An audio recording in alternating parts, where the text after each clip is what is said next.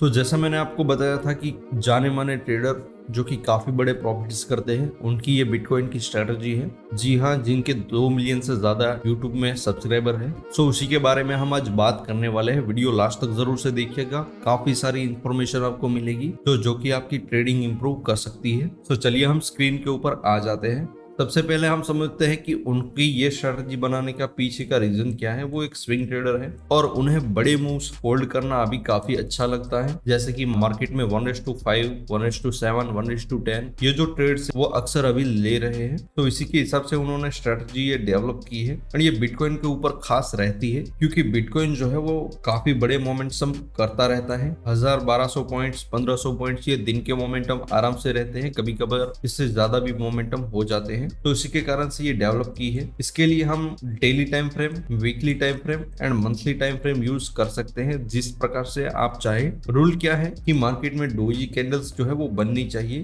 Weekly time frame और monthly time frame के लिए एक डोजी कैंडल यहाँ पे चलेगी, 2 होगी तब भी चलेगी, लेकिन ज्यादातर हमें एक देखने को मिलती है और उन्होंने भी यहाँ पर एक ही डोजी कैंडल यहाँ पे सजेस्ट की थी। डोजी कैंडल फाइंड करने से हमारा मतलब क्या है कि मार्केट में मोमेंटम जो है वो सेगमेंट हो चुकी है। इसके प्रायर में हो सकता है एक बड़ी रैली मिली हो या बड़ा डाउनफॉल मिला हो, लेकिन उसके बाद एक मार्केट में पॉज आया है वीकली टाइम फ्रेम में। यानी कि वीकली टाइम फ्रेम के अंदर 7 दिन होते हैं, उसके अंदर कोई मोमेंटम ज्यादा हुई नहीं है। मार्केट एक ही रेंज के अंदर क्लोज कर चुका है। डेली टाइम फ्रेम के बारे में हम बाद में बात करते हैं, लेकिन अभी वीकली एंड मंथली के लिए मैं आपको एक्सप्लेन कर देता हूँ। समझ लेते हैं कि ये डोजी कैंडल है। अब इसमें एंट्रीज एंड एग्जिट कैसे वो प्लान करते हैं। मार्केट में अगर आप डेली टाइम फ्रेम में रोज ट्रेड करते हैं तब आप यहाँ पे 3 ट्रेड्स अ डे यहाँ पे यूज कर सकते हैं। अगर आप 20 डेज तक ये फॉलो करते हैं तो मार्केट में आपके 60 एसएल्स बन जाते हैं। आप रिस्क मैनेजमेंट प्लान कर सकते हैं। अगर आप डेली इसमें प्रैक्टिस करने वाले हैं 60 स्टॉप लॉस हो सकते हैं, इसे आप कम भी कर सकते हैं। अगर आप 2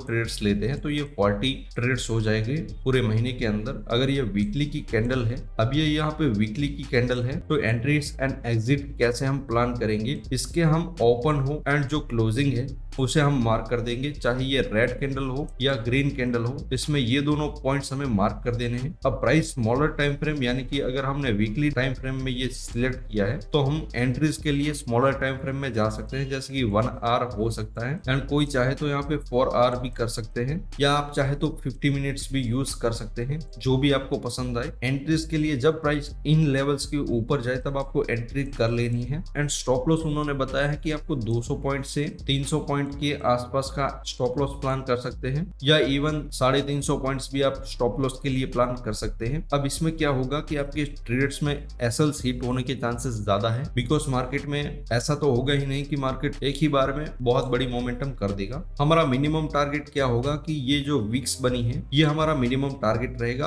अगर ये डाउन की साइड में ब्रेकआउट करता है तो हमारा मिनिमम टारगेट ये रहेगा, जो कि समवेयर अराउंड 1:5 तो यहाँ पे होना ही चाहिए। इससे कम हमें यहाँ पे प्लान नहीं करना है। उसके ऊपर आप ट्रेलिंग करके बड़े प्रॉफिट्स कमा सकते हैं, 1500 पॉइंट, 2000 पॉइंट, उससे ज्यादा भी यहाँ पे मार्केट में कैच करने की कैपेसिटी है, तो आप बैठ सकते हैं। काफी बड़े प्रॉफिट्स मिलते हैं, मैं आगे आपको बताऊंगा। ये वीकली एंड मंथली आप दोनों में प्लान कर सकते हैं। हो सकता है कि आप इसके हिसाब से कम ट्रेड्स प्लान करें वीकली के अंदर, लेकिन मंथली के लिए आप 40 ट्रेड्स प्लान कर सकते हैं। अगर ये मंथली की कैंडल है जिसमें काफी अच्छा एक डोजी बना है, मंथ भर में कोई मोमेंटम नहीं हुई है, तो नेक्स्ट मंथ में आप ये जो वीक्स है वहां तक मार्केट जाने की प्रोबेबिलिटी अच्छी होती है एंड इससे ऊपर भी मार्केट जा सकता है, तो इस हिसाब से आप प्लान कर सकते हैं। अब आते हैं डेली टाइम फ्रेम के अंदर। डेली टाइम फ्रेम में यहाँ पे केस उल्टा है। डेली टाइम फ्रेम के लिए आपको एक डोजी कैंडल फाइंड नहीं करनी है, आपको 2 नजदीक की कैंडल्स फाइंड करनी है, जैसे कि कुछ इस प्रकार की। एंड इन दोनों का जो रेंज है बॉडी को आप मिला देंगे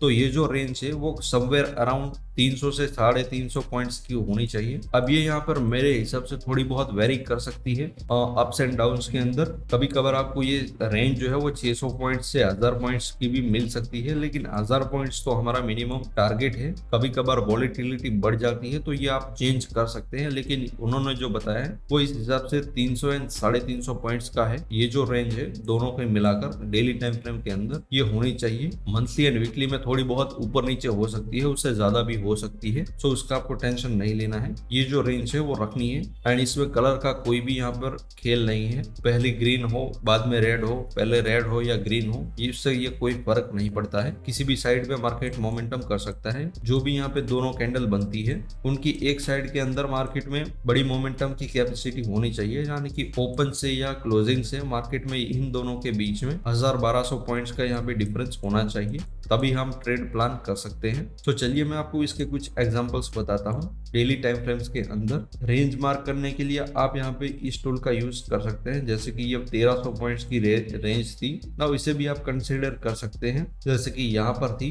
ये 1300 पॉइंट्स की रेंज है, इसके पहले भी ये 1000 पॉइंट्स के ऊपर की रेंज है एंड इसमें भी हमें कुछ स्टॉप लॉस एंड कुछ उसके बाद टारगेट्स मिले होंगे। इसके पहले भी आप देख सकते हैं कि हमें कई बार ये जो पैटर्न है वो रिपीट होती हुई दिखी है। जैसे कि मैंने यहाँ पे आइडेंटिफाई किया था करीबन 1,10,000 के आसपास एंड उससे पहले भी मार्केट की मोमेंटम दिया था, तो ये भी एक अच्छी रेंज थी। चलिए इसके लिए हम स्मॉलर टाइम फ्रेम में आ जाते हैं, तो आपको और भी बढ़िया तरीके से इसे आप यूज कर सकते हैं, इसे समझ सकते हैं। जैसे कि हमने यहाँ पे रेंज जो है वो मार्क की, तो ये रेंज के बाद आपको देखना है कि इसके डाउन साइड में फर्स्ट एंट्री देखने को मिलती है एंड इसका तुरंत ही आपको एक एसएल मिल चुका होगा। इसके बाद भी मार्केट इसके नीचे गई है, उसके बाद भी आपको स्टॉप लॉस मिल सकते हैं। ये हो सकता है कि आपके 4 एसएल हिट हो, लेकिन डेली में हमें 2 से 3 ही ट्रेड्स प्लान करने हैं, सो आपकी ओवर ट्रेडिंग नहीं होगी। एंड नेक्स्ट डे के अंदर आप देख सकते हैं इसके बाद एक और एसएल मिलता है, इसके बाद हमें कोई एसएल मिलता नहीं है एंड इसके बाद का आप टारगेट देख सकते हैं। बहुत ही बड़ा मार्केट में ये मोमेंटम किया है, जो 350 पॉइंट का हमारा एसएल होता है